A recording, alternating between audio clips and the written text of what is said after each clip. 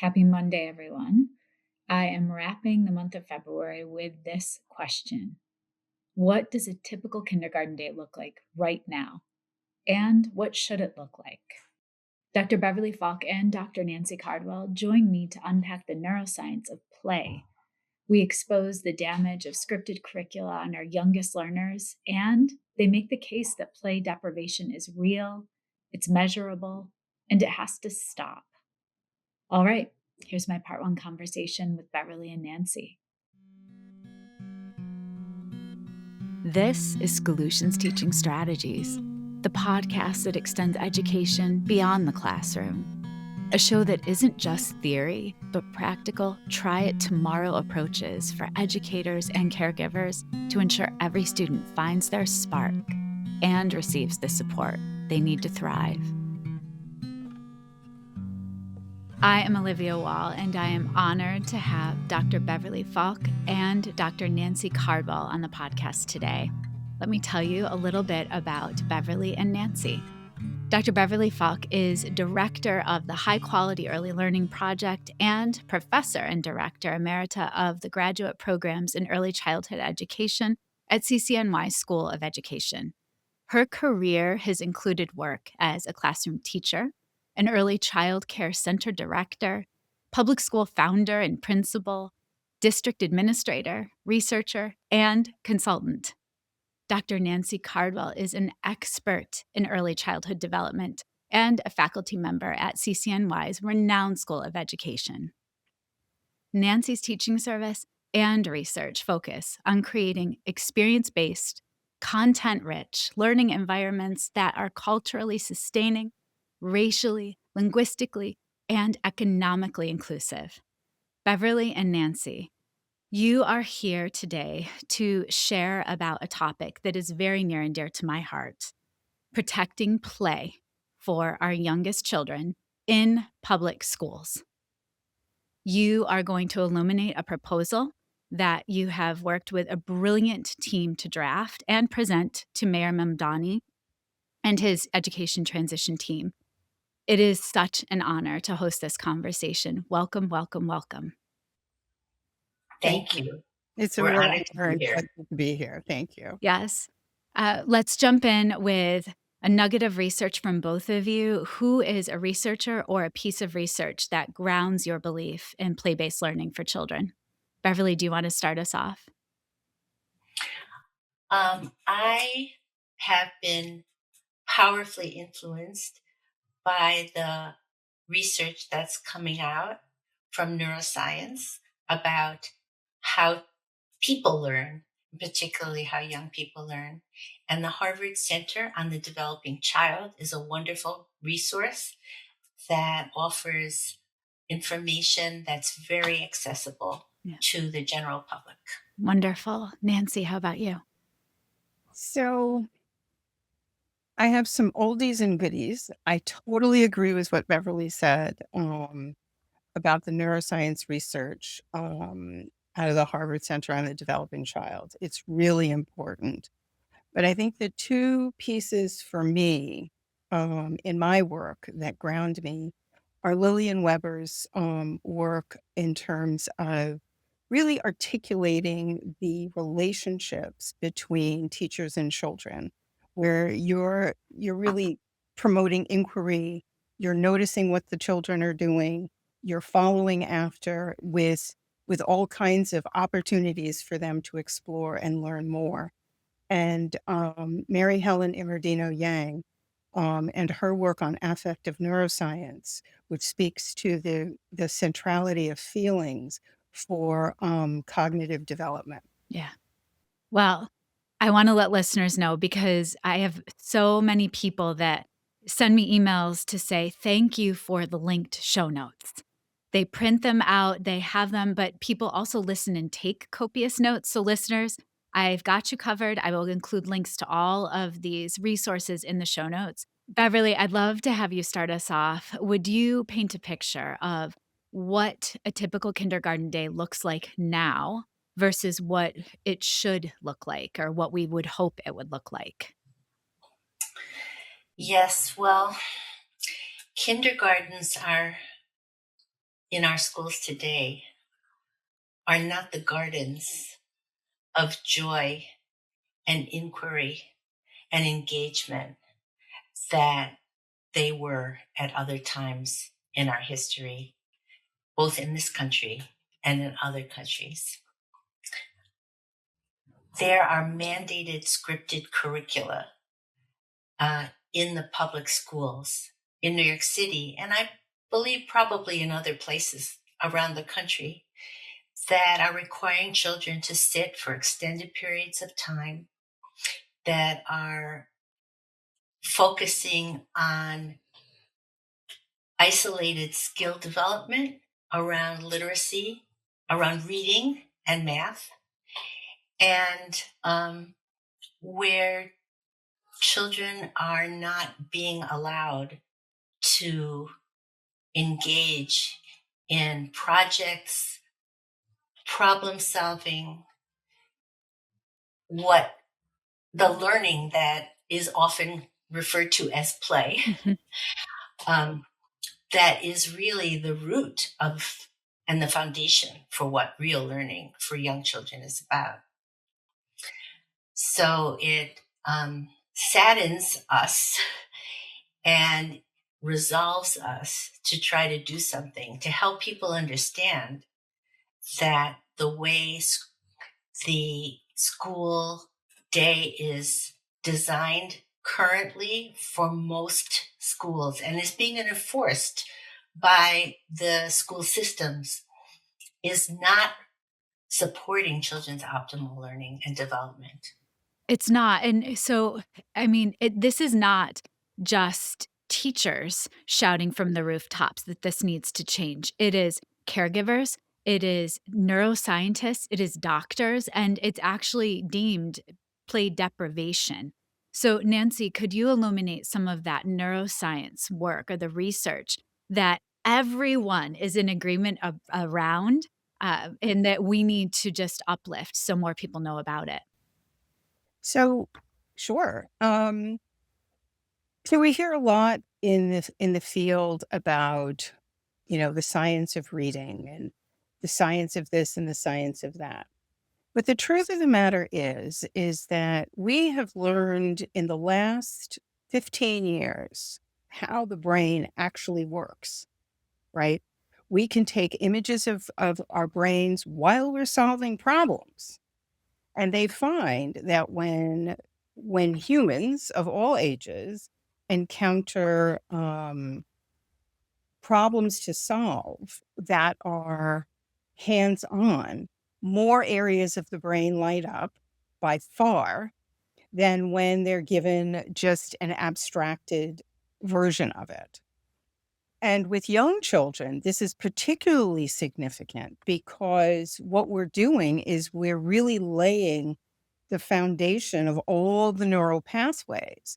So what they're doing in early childhood is they're learning how to learn. They're learning how to control their bodies. They're learning how to regulate their emotions.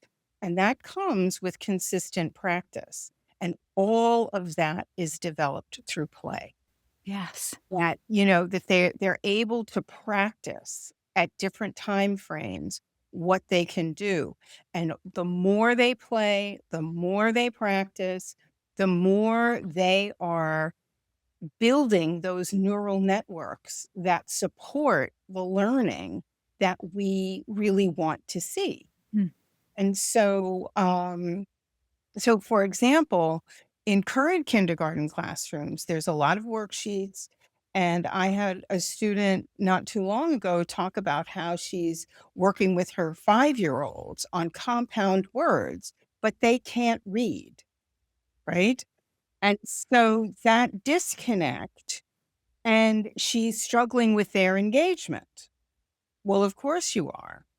And, but if you focus on what children are interested in and use games and, skill building games in the classroom, they will practice all of those skills that you want them to learn in reading, in math, in whatever content area, far more than they will practice with a workbook and worksheets. Yes.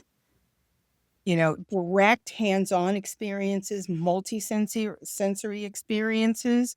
Those are the things that trigger powerful, lasting learning. Mm-hmm. Whereas the other skill and drill with worksheets, that's only promoting memorization. It is, and it's decontextualized as well. That's why it's so ineffective. Beverly, what were you dying to say? Well, that often the science of reading is referred to because people have found out through MRIs of the brain that when there is phonetic instruction, there's a certain area of the brain that does light up. But that is just one limited part of what reading and learning is all about.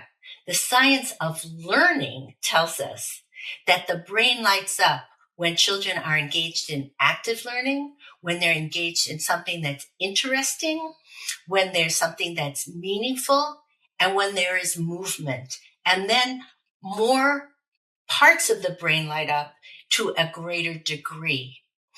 And all of this is said in the context that in the early years of life, 95% of brain architecture is constructed through the age of 5, Yes. at least. And it continues to grow, of course, throughout our lifetime. But the foundation is laid in those early years. And as my colleague and one of my intellectual mentors, Jack Shonkoff, who was the director of the Harvard Center on the Developing Child, used to say, when he talked about 95% of the brain architecture being built, is that, yes, the brain continues to grow, but it's easier to build it right the first time than to have to do renovations. Yes. Oh, well said. I want listeners to understand too. I'm coming from a long time ago where I had the gift of teaching kindergarten, and where it was a garden, and we had copious amounts of play throughout the day. All of my kindergartners were bilingual, some multilingual, and the best way, not the only way, but the best way we communicated and with each other was through play. There was mimicking, there was movement, and there's so much said without words through play. And that's where my biggest concern with children being at desks or just sitting still for so long during a day, it doesn't make sense that we are doing all of this social emotional learning work for our children, and yet we're not giving them time to move throughout the day and play, where we could save some money with the programs we're investing in. And so I guess that's something else I wanted to speak to. I'm not jaded as a human, but I often do wonder when initiatives are being rolled out, who is benefiting from this? And I just interviewed Katie Kyer. She's a brilliant kindergarten teacher in Washington, D.C. And she said very clearly, my fidelity is to children. I teach with integrity. I teach to standards. I teach to all of the objectives. And yet, it's done with integrity and responsiveness because my fidelity is to my children. So, why should we look at money? Why should we be following the dollars? Beverly, could you speak to that? Well, that's a really important point. Our school systems are spending billions of dollars buying these curricula that not only have been mandated, but they're also scripted so that teachers are required to actually follow the words in a script when they're engaging with young children. And what does that mean? That means that they can't really, and the people promoting this talk about fidelity to the curriculum as being the way to achieve rigor and high standards. And as you point out, what about fidelity to the children, to the children's questions, to the children's interests, to the children's contexts, to their languages, their cultures, their backgrounds? Without that is what sparks the brain to create more neural connections when you're engaging with things that are in the child's realm of interest and experience and context. So this has happened before. I was just reading a talk that one of my mentors, Linda Darling Hammond, gave about a decade ago, where she was referring to this pendulum swing of back between this kind of technical view of teaching and the de-skilling of teachers to follow products that are sold to the schools versus the kind of engagement and responsiveness to children that we care about as educators. It's been pulled back before, and we have to keep speaking up and explaining and educating people about the damage that it can do. And more importantly, the loss of growth and development that it's causing, so that we can move forward to help our children. Nancy, I know that we've thought through about Denmark as a model, and I would love for you to share with listeners why is Denmark a model with the empathy work that they're doing, as well as watching each other with children in play, the way that they respond, the way they vibe, and have to compromise a million times in one interaction. Would you illuminate some of that for us? I think that one of the things that, to sort of pick up, on the idea of money, right? Where we spend our money, budgets are narratives. There's stories of values. There's stories about what's of value, who's of value. And, one of the early questions around play has always been who gets to play? Play is never a question for the children of wealthy parents. The assumption is they come with all they need. Somehow children from, families with less money, somehow they don't have time to play, right? But when we think about the model in Denmark, they're thinking about the whole person. It's not just about the technical acquisition of knowledge. It's not about acquiring knowledge. It's about developing understanding. And so one of the things that I think about a lot are the forest schools and this idea about empathy and their emphasis on it. But they actually, while they have the curriculum from 6 to 16, they actually start much earlier with very young children. And it's all in how they interact with each other, the responsiveness in the moment. And so when children are in need of something, they figure out how to respond to them. But what's striking is that in the forest schools, you don't really see a lot of interaction between the adults and the children. Right. The adults are there at the boundaries, but the children are interacting with themselves, right? Pushing themselves, and stretching each other.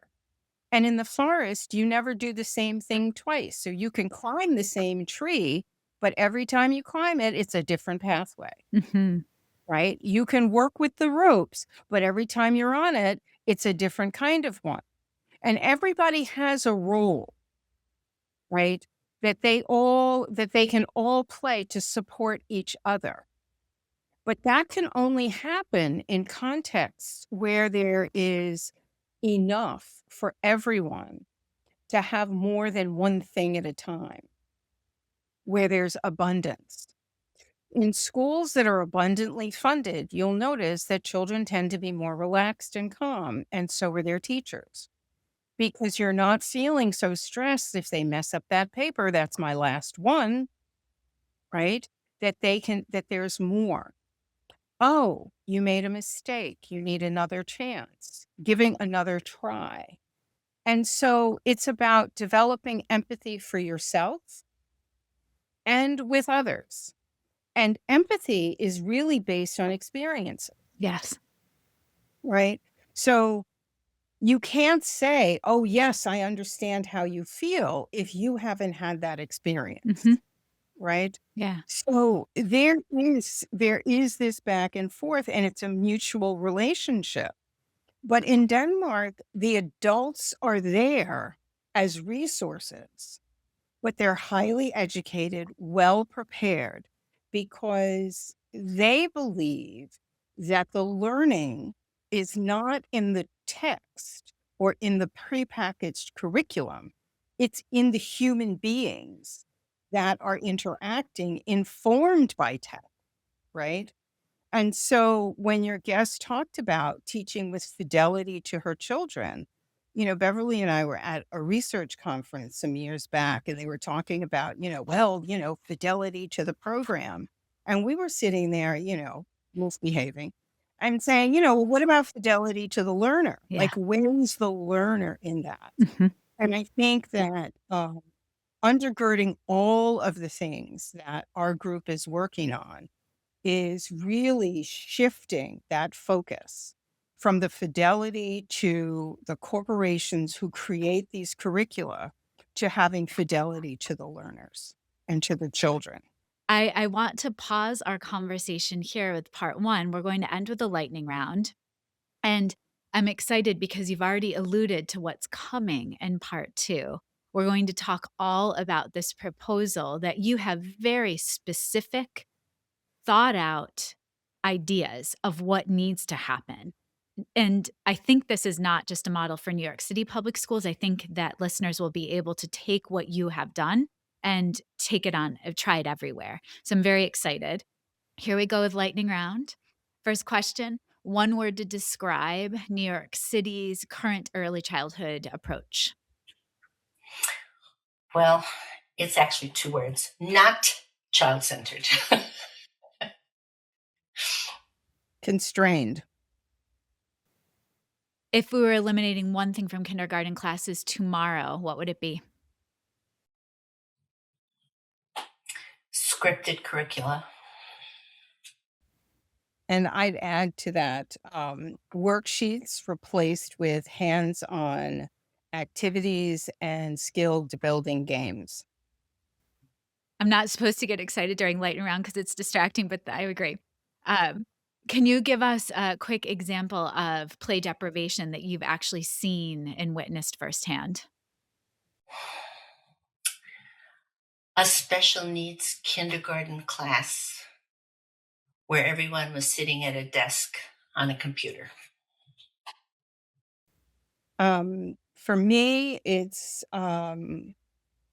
children in small classrooms with really intense emotions, frustration, anger, crying, but really in a way that where they're inconsolable.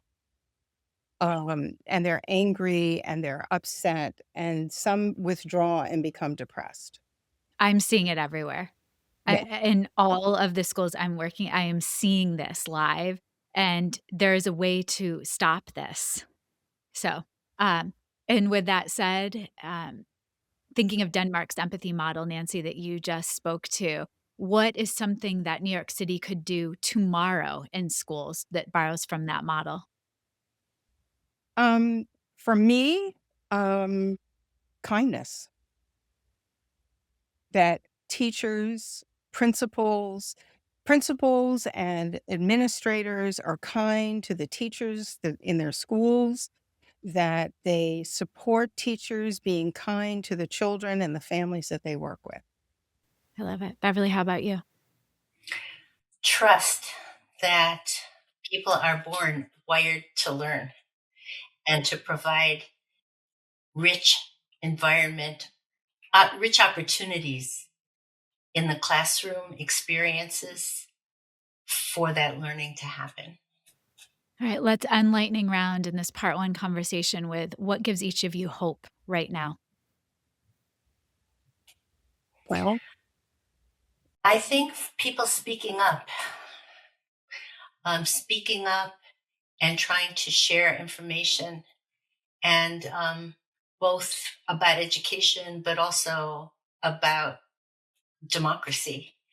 And that is our obligation, and it is our only hope for how to improve lives in the future. Yeah. Nancy, how about you? For me, it's the children. I look at them and they just invigorate me to go another round. Yeah, same. Keep showing up. Keep going. That's right.